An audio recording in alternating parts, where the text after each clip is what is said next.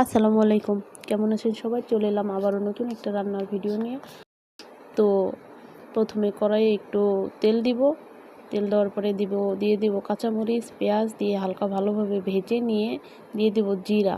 এরপরে ধুয়ে রাখা আঠেটা আমি ওর ভিতরে ঢেলে দিব। দিয়ে দিয়েছিলাম তার ভিতরে একটু মুগ ডাল আর মসুর ডাল। আমার বাসায় মসুর ডাল খুব একটা ছিল না, এই জন্য আমি মুগ ডাল মিক্স দিয়েছি। তো এরপরে আঠেগুলো ওর ভিতরে কড়াইয়ে ঢেলে দিয়ে ভালোভাবে মিশিয়ে নেব। সম্পূর্ণ মিশিয়ে নেওয়ার পরে ঢেকে দেবো। আসলে এটা বগুড়ার মানুষ বেশি পছন্দ করে, আর কোন কোন জেলার মানুষ খায় আমি জানি না, তবে আমরা বগুড়াবাসী এটা খুব বেশি ভালোবাসি।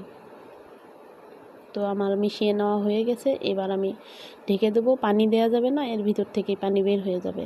দেখুন, পানি না দিয়ে আমি কিছুক্ষণ 8 থেকে 10 মিনিট ঢাকনা দিয়ে ঢেকে জাল দিয়েছিলাম। খুব ভালোভাবে সিদ্ধ হয়ে গেছে, আমার ডালগুলো অনেক সিদ্ধ হয়ে গেছে।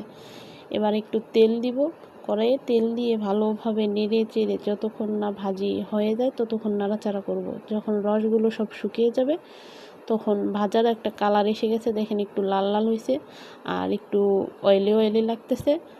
এখন ভাজা আমার শেষের দিকে, এখন হয়ে গেছে, আর কিছু করা লাগবে না। শেষ, আমার রান্না শেষ। খুব সহজ একটা রান্না। কেমন হয়েছে জানাবেন, ভালো লাগলে লাইক কমেন্ট শেয়ার করে পাশে থাকবেন।